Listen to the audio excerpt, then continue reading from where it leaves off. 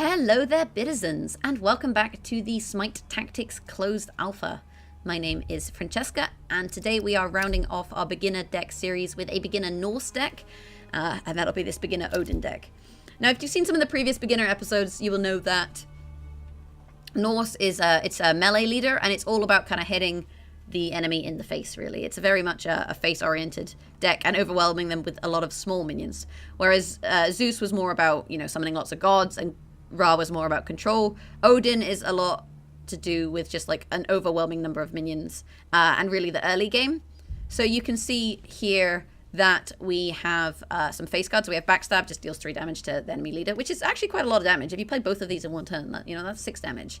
And leaders only have 18 to 20 health, so that's like a third of their health. Cursed Warrior spawns 2 Cursed Warriors and Fire Imp. These are basically just cheap minions that you can summon up to have board presence, and then also to add damage to your Mayhem. Randomly deal 1 damage for every friendly on the battlefield. So if you already have a few friendlies on the battlefield, then you summon 2 Cursed Warriors and a Fire Imp, which cost 1 apiece. That's 3 more damage for your Mayhem. Sunder gives us board clear, as does Fate, so this is just stopping your opponent summoning a bunch of minions while you try and summon a bunch of minions. Basilisk, early game damage. Gungnir's Might buffs up your leader, so you can deal more damage with Odin. Surtr, this is the one crafted card in this deck, of which there are 2. Aura, adjacent friendlies gain +1 attack. So you can kind of plop this down next to your 2 Cursed Hunters that you spawn, which make them a 2/1, so then they're like 2 damage ranged, for example.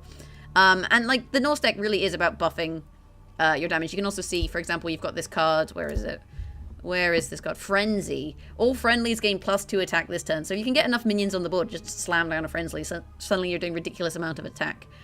You've also got like Loki, 5/3, Ambush, which means he can't be targeted on the turn it spawns. Teleport to an enemy 3 tiles away and deal 5 damage. Or, you could Frenzy him, he then deals 7 damage. Pop down a Hasten Fatalis, which only costs 3. He can attack again. He now deals 14 damage in 1 turn. Like, you can do OTK decks with the Norse cards as you build up the deck. But for now, we have a fairly simplistic deck, and we're just gonna jump into a game and see how it goes. Cue. Okay, so we've got the Odin mirror match, and this is, I think, actually the Odin I played last week, so we'll see how this goes. This is, all in all, a fairly nice starting hand. I think we can get rid of Thor for now, just because, we're not going to need him till later on. But Basilisk, Cursed Hunters, and Fate is all pretty nice. And we've got the Surtr there as well. So we can summon both the Cursed Hunters in a bush, for example, dump a Surtr next to them, and then they then deal 2 damage apiece instead of 1, which is pretty good. What are you going to summon? Summon something in the bush. Do it. A Basilisk. I think we're just going to go up here for now. Summon our own Basilisk. Or do we summon our Cursed Hunters? Where can this move to? It can move to there.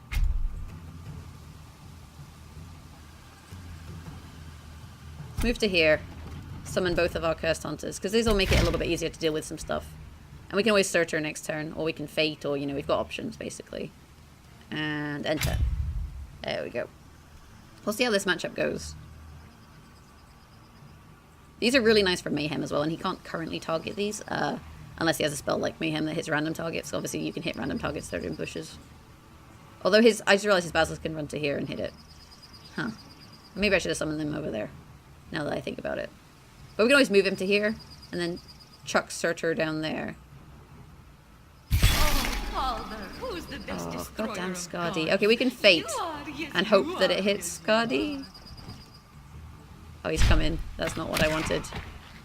It's not what I wanted. Why would you do this? We can move me to here. Summon a Surtr. That does 2, that does 2. Hit him. I don't know. I don't know what the best plan is. Okay, well now we can't do that because I've been kidnapped. I've been kidnapped. We can get a Thor on the board. I think what we're going to do here is Fate. Hit who I wanted it to hit. Dump a Basilisk. Oh, I don't have enough mana. I can mana potion and then dump a Basilisk in this bush. I'll hit you with that. And end turn. I want to be careful that I don't play too many cards in one turn. I mean, I've got a lot of cheap cards in this deck. So you want to be careful that you don't play them all and then run out of cards. This Skadi is pretty annoying because she's ranged. But she's only got 1 health, so she can be dealable. She can be dealt with a Mayhem if we find one of those. Ideally what we would do is move the Basilisk forward one. Put this Surtr here, which gives him a 3 damage and him a 2 damage. And me a 2 damage. Although I'm not next to anything, but still. And then try and cause some trouble. Uh-oh. So while Skadi's in play, Calder does more damage. It's something that's worth being aware of. Calder is stronger. Holy shit. That is a lot of minions. The problem is they're all in the bushes, which means I can't hit them. I don't have Mayhem at the moment either. We can give this +1 damage for this turn. Okay, here's what we're gonna do. Here's what we're gonna do. We're gonna move to here. We're gonna summon a Surtr in the bushes. We're gonna use my God power to give this +1 damage and take out Calder. Can I move? No, I used my ability. We're then going to hit our good friend Odin in the face for 2 damage. And we are going to end our turn. This is mostly okay. They all have 1 health, so, you know, a good Mayhem will actually just more or less clear up what he's got on the board. The problem is if he has Mayhem, he can clear up what I have on the board. It's just, I guess, a case of who draws it. Okay, they've got +1, and they can both hit me, which is less good. They can now also hit my Surtr because he's gone into range. So what he'll probably do is... He'd have to move them into the open, though. So he'd have to move them to here so that they could hit that. Oh, there's the Mayhem. Oh, unfortunate. See, this is exactly what we wanted to do to him. And he just, you know... In this situation, I think he's gotten lucky first. He's also got Skadi, which is a pain in the butt. Because I don't have Skadi, but... Oh, well. Oh, well, I guess is how we do. We're going to have 5 mana. So we can play the Surtr and the Basilisk, or we can...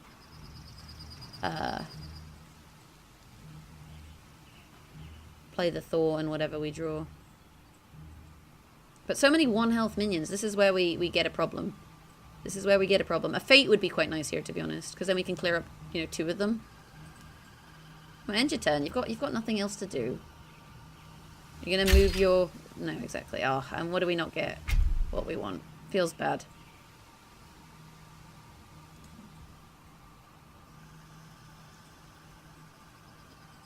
Every adjacent minion. We maybe summon Thor in the bush. I kind of don't want to be visible. Let's go here. We'll summon Thor, because we can then move Thor in, and then there'll be lots of adjacent minions. We'll chuck down the Fire Imp, just because it's another monster for him to deal with. I don't really want to trade 1 for 1 at this point, because he's got more health than me. And, you know, this is range, this is range, this is range. If he moves her to here... That's 3 damage, 4, 5 damage. It can do about 5 damage to me.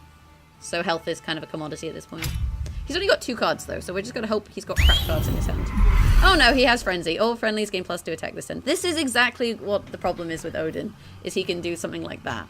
You know, he can then move this guy and hit me for 4, move her into here, hit me for 5. So that's 4, 8, and 5. That's... I have 1 health, that's game. And this is what I mean about beginner decks, you guys. Like, I definitely feel like... beginner decks are... They're tough, because there are a lot of strong crafted cards out there. So playing without them, you're going to have a hard time. But you can kind of see the effect of Odin either way, the overwhelming effect. And I mean, I think if I had my Mayhem, and I could have cleared up all the minions that he had, you know, the game would have gone the other way. But the problem is, you know, he got his Mayhem out first, and managed to clear up my minions before I could clear up his minions. And that's kind of how... that's kind of how the cookie crumbles, so to speak. Anyway, next game. Valhalla beckons you. Okay, so we're into a different Odin this time. We have Backstab, Fate, Gungnir's Might, give your leader +1 permanent attack, and Cursed Warriors. This is actually alright for a starting hand, I think. We're going to go second. I think this is okay. We'll hold on to everything we've got here. Just kind of get on with it. We've got basically a lot of clear options, and then we can get, you know, crazy summoning options later on. Okay, so he has a Basilisk up. So we can Fate the Basilisk, deal 2 damage to it. I think what we'll do... So we have kind of options here. We can summon the Cursed Warriors, but I think the Cursed Warriors go better with Mayhem. Alternatively, we Fate the Basilisk, It takes 2 damage, but we still don't have an easy way of dealing 1 damage to it without just hitting it in the face and us taking 3 and being rooted. Unless we cast Mayhem for 1 damage, but that feels like a waste. I think we'll cast Fate. Use our mana potion, cast Backstab, and then we'll just move to here. Is this a better place to be rooted? Let's move to here. You know, this is going to hit me anyway, so I feel like I may as well hit him.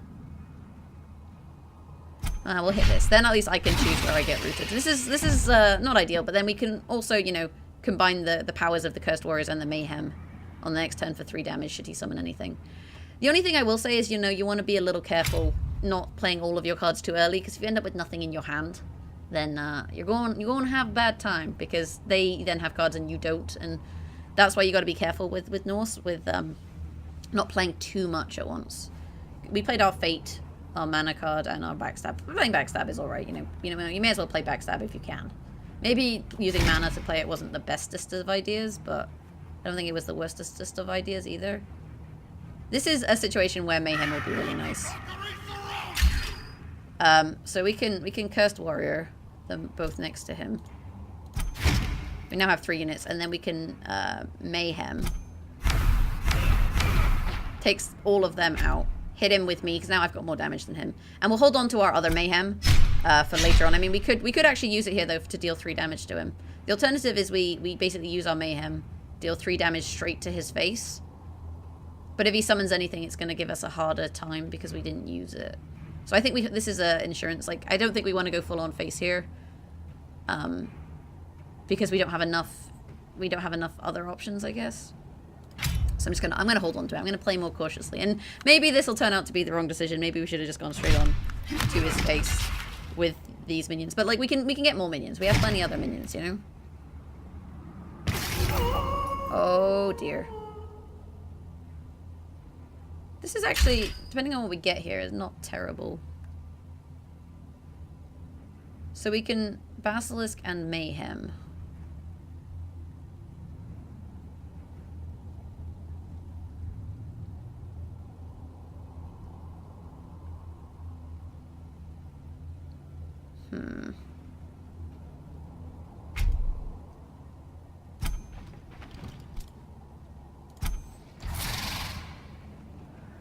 Let's do that.